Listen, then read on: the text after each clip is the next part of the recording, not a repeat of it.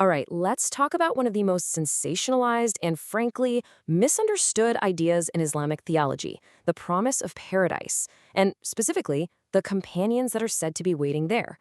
It's a concept that's been twisted every which way by extremists and critics alike. So today, we're going to cut through all that noise, go back to the original sources, and see what they actually have to say.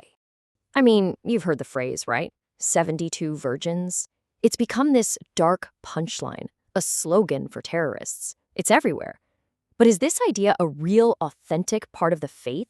Or is it something else entirely, a piece of weaponized propaganda? Well, that's exactly the question we're here to answer.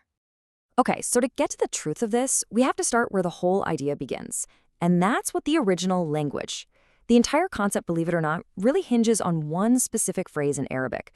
So before we even get to numbers or rewards, let's just figure out what these words really mean. So the term is Hoor al Ayn. Now, this is made of two parts. Hoor comes from a root word that means a vivid contrast. The best way to think about it is that beautiful stark contrast between the pure white of an eye and the deep black of the iris. And Ayn, that just refers to large, captivating eyes. So what it literally means is something like beings with strikingly luminous eyes. And right here, this is where the first huge misunderstanding happens. The common translation you always hear, virgin, is such a flat, one-dimensional interpretation. It kind of misses the poetry of it. The actual linguistic meaning is so much richer. It's about a multifaceted, radiant purity and an otherworldly kind of beauty, not just a simple physical status. So now that we have that linguistic foundation, let's go to the highest authority in Islam, the Quran itself. What does it actually say about these companions? You're going to see that the descriptions are consistently poetic and really symbolic. For instance, in Surah 56, they're described as being like pearls well protected. Now, that's not really a physical description, is it? It's a metaphor. It's meant to evoke something of immense value, something pristine, untouched, and totally sheltered from any kind of impurity.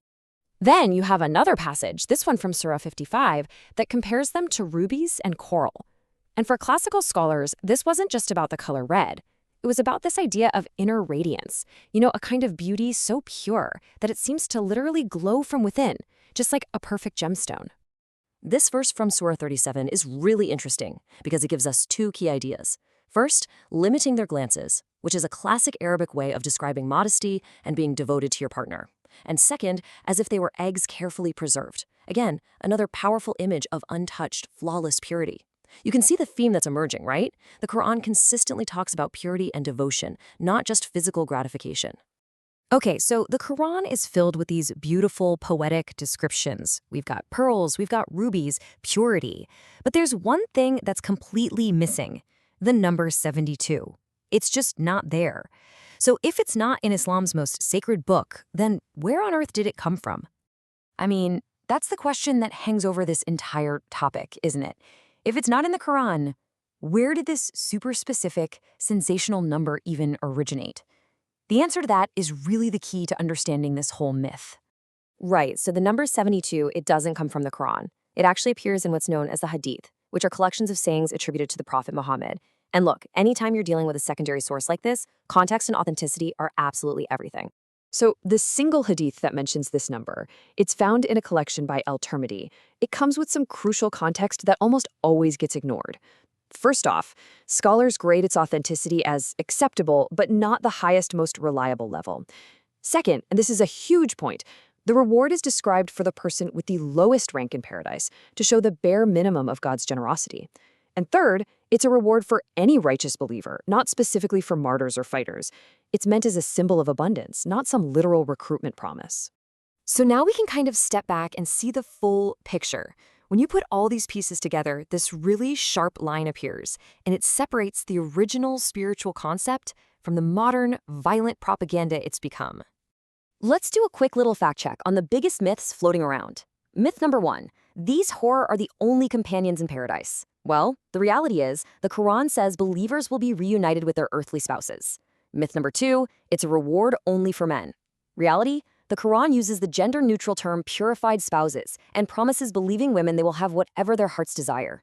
And myth 3, that there's some kind of sexualized commodity.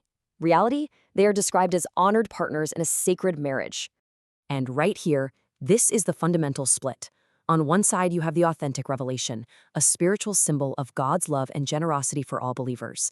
And on the other side, you have the propaganda, a single, less reliable narration, completely stripped of its context, and twisted into this crude incentive for violence, an act that is, by the way, condemned by Islamic law itself.